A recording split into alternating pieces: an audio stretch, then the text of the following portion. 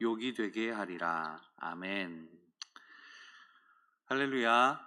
우리 옆에 계신 분들하고 한번 인사할까요? 함께 예배하게 되어서 영광입니다.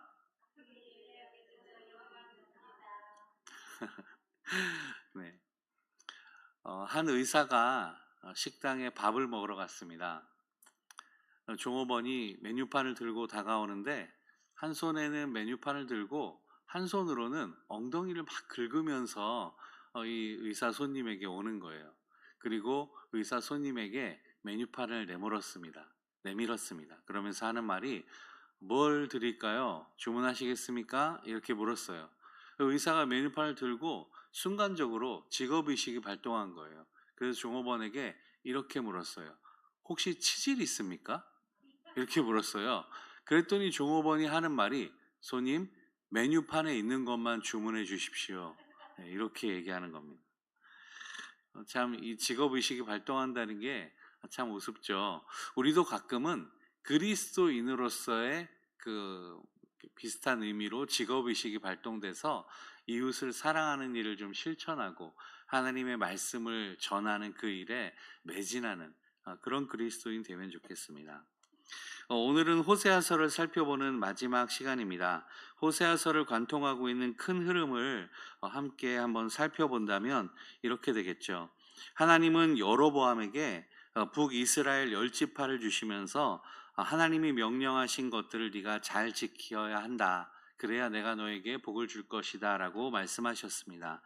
그렇지만 여로보암은 우상을 만들고 하나님께 드리는 제사를 소홀히 한 것을 우리가 성경을 통해 볼 수 있습니다. 그는 악한 왕의 상징, 대명사 같은 인물이 되었죠. 그리고 이후에도 북이스라엘은 계속해서 우상 숭배를 하게 되었습니다. 여로보암은 자신만 우상 숭배를 한 것이 아니라 거짓으로 금송아지를 만들어서 이 금송아지가 바로 우리의 하나님이다라는 거짓말로 이스라엘에게 금송아지를 섬기게끔 왕이 백성들을 그 악한 길로 이끌었던 그런 왕입니다. 이것을 보신 하나님은 이스라엘이 하나님과 맺은 언약을 깨고 영적인 간음을 저질렀다고 하셨습니다. 그래서 호세아 선지자로 하여금 음란한 여인 고멜과 결혼하게 하신 것을 통해서 하나님과 이스라엘 사이의 관계, 호세아와 고멜의 관계를 대신해서 나타내 보여주시죠.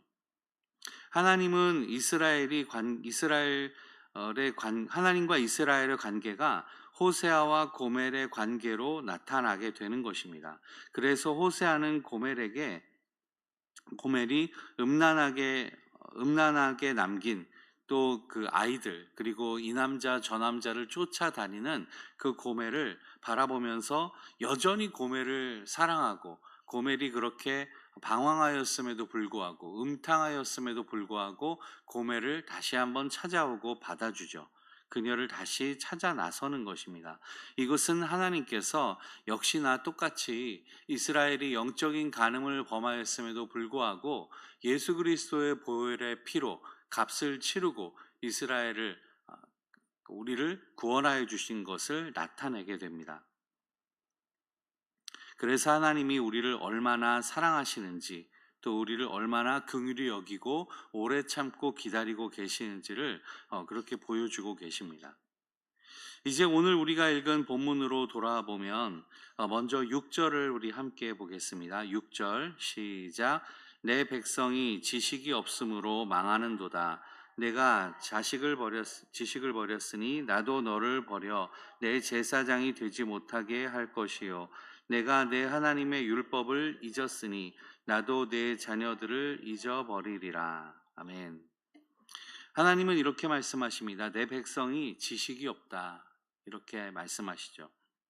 이 말은 하나님을 아는 지식이 없다라고 해석하기도 하고, 또 어떤 학자들은 하나님의 율법을 아는 지식이 없다라고 해석하기도 합니다. 두 가지 모두 다 맞는 말입니다. 하나님을 아는 지식이 없고 하나님의 율법을 아는 지식이 없다. 먼저 하나님을 아는 지식이 없다에 대해서 우리가 생각해 보기를 원합니다. 여러분은 하나님을 알고 계십니까? 아니면 하나님에 대해서 알고 계십니까?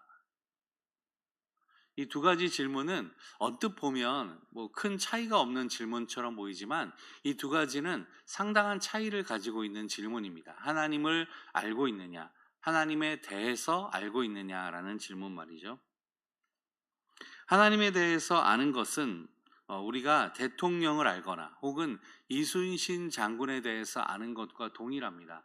우리가 누군가에게 배워서 그냥 그 사람에 대해 배워서 혹은 이렇게 다니면서 그냥 소문으로 들어서 아는 것들, 그러니까 그 사람에 대해서 아는 것, 이것을 하나님에 대해서 아는 것과 동일하게 여긴다고 할 수 있죠. 그러니까 이것은 그냥 동네에서 서로 알고 지내는 사이, 그냥 얼굴하고 이름만 아는 사이로 아는 것, 이것이 바로 누군가에 대해서 아는 것이라는 것입니다. 반면 하나님을 아는 것, 누군가를 아는 것, 대해서 아는 것이 아니라 누군가를 안다고 하면 그것은 그 사람이 뭘 좋아하는지, 그 사람이 어떤 생각을 하는지, 그것을 아는 것을 말합니다. 이런 것은 배워서 알 수 있는 것이 아니죠. 이런 것은 그 사람과의 친밀한 교제를 통해서 그 사람과 대화를 해보고 그 사람과 함께 식사를 하고 그 사람과 함께 차를 마시고 오랜 시간 꾸준히 대화를 나누어야만 알게 되는 것들입니다. 개인적인 친분을 쌓아야만 알게 된다고 할 수 있겠죠. 그러면 다시 질문 드려보겠습니다. 여러분은 하나님을 아십니까? 아니면 하나님에 대해서 아십니까? 당연히 우리는 하나님에 대해서 알아야 하지만 또 하나님을 알아야 하는 것이 더 중요한 것입니다. 하나님에 대해서 아는 것을 뛰어넘어서 하나님을 아는 데까지, 그런 친분을 쌓아가고 친밀한 교제를 나누는 데까지 이르러야 하는 것입니다. 하나님이 무엇을 원하시는지, 무엇을 좋아하시고 기뻐하시는지, 하나님의 비전은 무엇이고 또 그 성품은 어떠하신지, 이렇게 하나님을 아는 것, 하나님과 친밀한 교제를 나누어서 하나님을 아는 것이 우리에게 정말 필요한 일입니다. 생각해 보십시오. 만일 내가 하나님을 알지 못하고 단지 하나님에 대해서만 알고 있다. 그렇다면 하나님과 나는 무슨 관계일까요?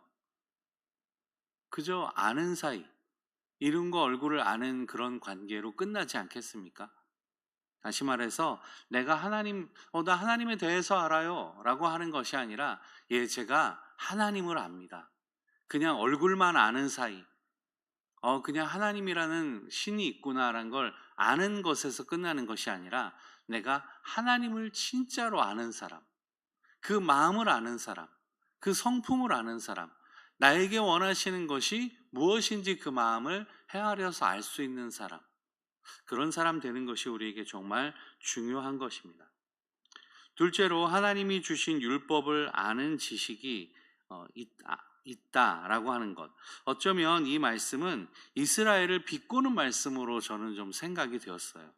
왜냐하면 이스라엘이 율법을 왜 모르겠습니까? 이스라엘이 수천 년 동안 아브라함과 이삭과 야곱과 또 모세를 거쳐서 하나님이 주신 그 율례와 법도와 규례를 왜 이스라엘이 모르겠습니까? 그들은 그것을 모를 수가 없죠.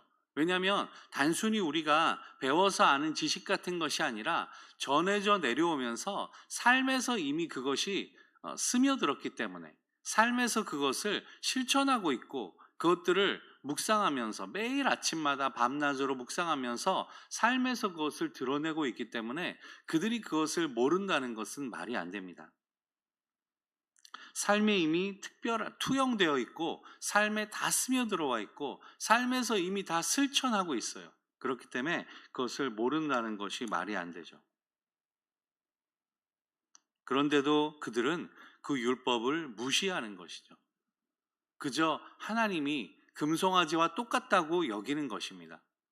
그들이 하나님을 제사하는 방법을, 하나님께 제사 드리는 것을 소홀히 여겨서 그냥 내 입맛에 맞는 대로 예배하고 내 입맛에 맞는 대로 제물을 가져와서 제사하고, 그 금송아지도 하나님과 동일시하는 그 잘못이 바로 하나님이 너희가 율법을 알지 못하는 것 같다, 너희가 율법을 알지 못하는 백성이다라고 이렇게 폄하하는, 비꼬는 말을 하게 하신 그런 이유가 되는 것입니다.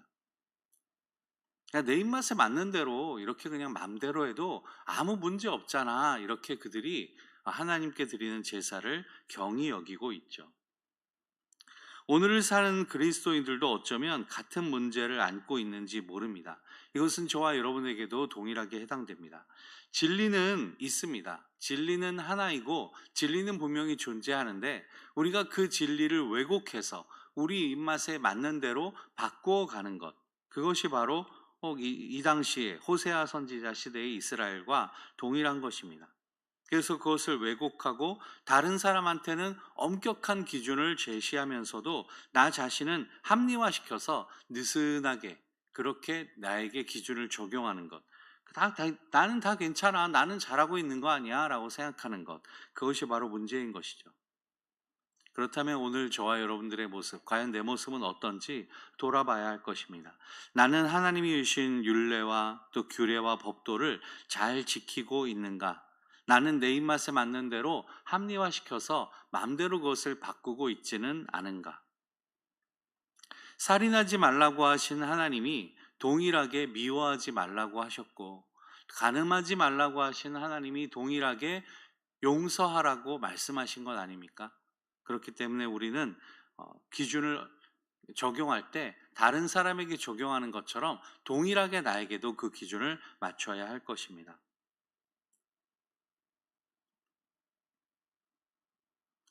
내가 만든 기준을 덧세우는 것이 아니라 하나님이 말씀하시는 것을 엄격하게 나에게도 적용해 볼 때 과연 나는 그 하나님이 주신 율법을 잘 지키고 있는가? 내가 그 율법을 하나님이 주신 율법을 알고 있는가를 내가 다시 한번 돌아봐야 할 것입니다. 호세아 6장 3절 말씀 이와 같이 말합니다. 같이 읽어보겠습니다. 시작. 우리가 여호와를 알자, 힘써 여호와를 알자. 그의 나타나심은 새벽빛 같이 어김없나니 비와 같이 땅을 적시는 늦은 비와 같이 우리에게 임하시리라. 아멘. 사랑하는 성도 여러분, 하나님은 우리가 그분을 알고 싶어하고 그분을 찾고 그럴 때 꼭꼭 숨어 있는 그런 분이 아닙니다. 하나님은 무슨 연예인처럼 신비주의로 자신을 포장하고 싶어하고 숨어 있기를 원하는 그런 하나님이 아닌 것입니다. 오늘 우리가 읽은 말씀에 분명하게 나와 있죠. 새벽빛같이 어김없다. 여러분, 밤이 지나고 새벽이 오고 아침이 오는 것은 자연의 섭리이고 하나님이 우리에게 이 세상을 창조하신 하나님이 이끌어 가시는 분명한 이치입니다. 그렇게 하나님은 어김없이 새벽이 어김없이 오는 것처럼 우리가 하나님을 찾을 때 어김없이 나타나 주시겠다고 약속하시는 것입니다. 또한 하나님은 수도꼭지 새듯이 찔끔찔끔 나타내 보여주시는 것이 아니라 늦은 비같이, 그래서 풍성한 소출을 얻을 수 있는 그 늦은 비같이 우리에게 하나님은 은혜와 은총을 베푸시고 자신을 나타내 보이실 때에 아주 풍성하게 나타내 보이신다고 오늘 말씀하십니다. 그렇기 때문에 우리가 여호와를 알자, 힘써 여호와를 알자라고 하는 말이 오늘 우리에게 얼마나 감동이 되는지 모릅니다. 이것이 바로 하나님의 자비하심과 하나님의 은혜임을 우리가 알아야 할 것입니다. 이어서 6절 중간에 이렇게 말씀하십니다. 나도 너를 버려 내 제사장이 되지 못하게 할 것이요. 여기에서 제사장이란 어떤 한 사람을 지칭하는 것이 아니라 이스라엘 전체를 말합니다. 다시 말해서 하나님이 이스라엘을 제사장 나라로 삼으신 것을 뜻하죠. 그러니까 직분적인 의미의 제사장이 아니라 존재 자체가 그 존재적인 의미에서 이스라엘은 제사장 나라라는 것을 하나님이 말씀하십니다.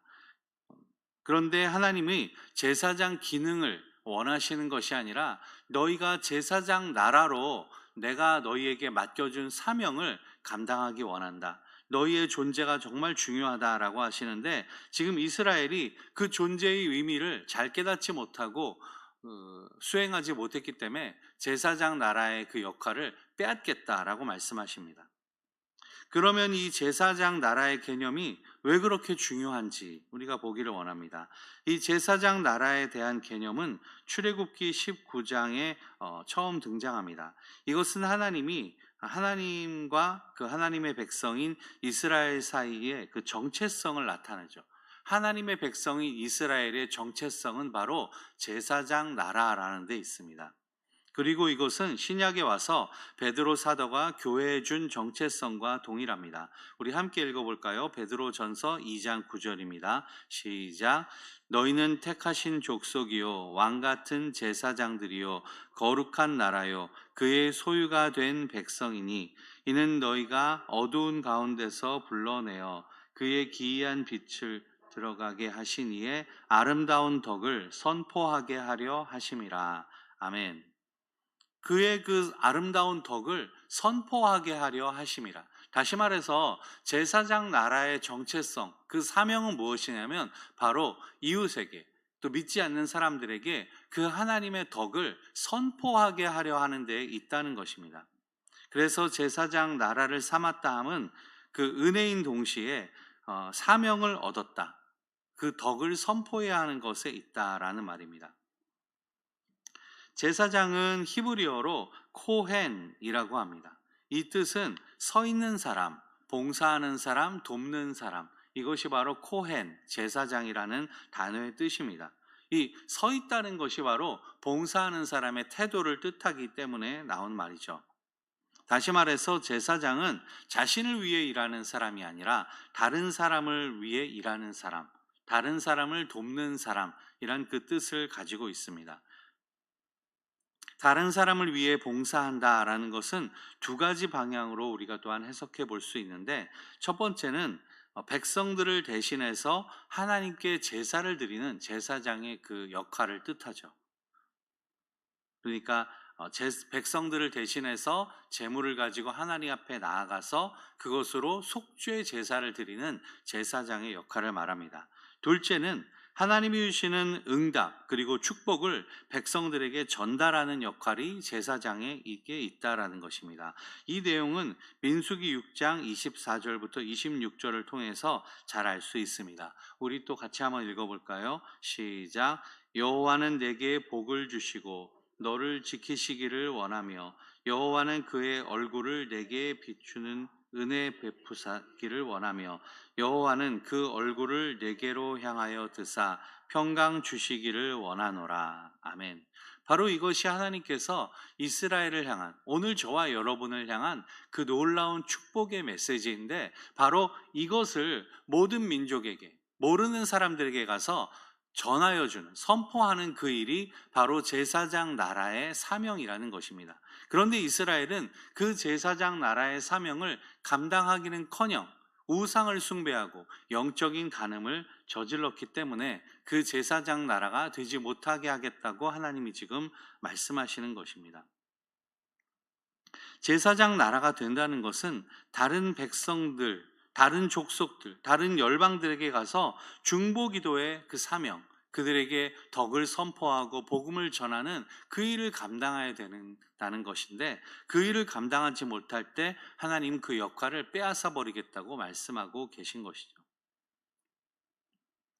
이어서 7절 말씀 함께 볼까요? 7절 시작. 그들은 번성할수록 내게 범죄하니 내가 그들의 영화를 변하여 욕이 되게 하리라. 북이스라엘은 여로보암 2세 때 전성기를 맞이하게 되죠. 그래서 영토 확장 정책으로 인해서 빼앗겼던 영토의 대부분을 회복하고 경제적으로 풍요로운 시대에 이르릅니다. 그리고 정치 외교적으로는 강력한 왕권을 바탕으로 해서 이웃 여러 나라와 꽤 괜찮은 동맹을 이루면서 그렇게 살고 있었습니다. 그런데 이때는 아직 아수르 제국이 등장하기 전이었죠. 아수르 제국이 등장하고 나서 상황이 급변하고 여로보암 2세가 죽고 나서는 완전히 쇠락한 그 길을 아주 급속도로 겪게 되는 것을 우리가 볼 수 있습니다. 그런데 북이스라엘은 이 여로보암 2세 때의 전성기가 영원할 것이다. 야, 우리 북이스라엘 이제 계속 꽃길만 걸을 거야라는 착각에 빠지게 되었습니다. 그런데 여러분, 이것은 북이스라엘뿐만 아니라 우리도 마찬가지입니다. 우리가 좋은 날이 좀 지속되다 보면 그 좋은 날이 계속될 것만 같은 그런 착각을 할 때가 있죠. 이 좋은 날이 마치 내가 노력해서 얻은 것처럼, 이 좋은 날이 영원히 끝나지 않을 것처럼 그런 마음을 갖게 되는 것이 바로 우리의 마음입니다. 그런데 세상이, 인생이 그렇게 호락호락하지 않죠. 자, 이제 보십시오. 하나님 말씀하십니다. 번성할수록 내게 범죄한다. 북이스라엘이 누리고 있는 그 전성기는 하나님이 주신 축복의 결과가 아니라는 것입니다. 너희가 내게 받은 축복으로 너희가 지금 부유하게 전성기를 누리고 있는 거 아니다. 너희가 지금 교만해져 있다라고 말씀하시는 거죠. 북이스라엘은 이 하나님의 축복의 결과가 아닌 것을 가지고 더욱 범죄하였다. 이어서 보시면 그들의 영화를 변하여 욕이 되게 하리라. 여기에서 욕은 수치를 나타내는 그런 말이죠. 너희가 지금 번성하고 영화롭게 살고 있는데 그것은 곧 너희에게 수치를 가져다 줄 것이라는 말입니다. 너희가 번영을 누리고 또 재물이 많고 또 너희가 존귀히 여김 받으니까 너희가 지금 착각을 하고 있는데 그것은 내가 너희에게 준 거 아니다. 너희는 이제 곧 그것들을 빼앗기고 오히려 그것을 통해서 너희가 수치를 얻게 될 것이다 라고 말씀하십니다.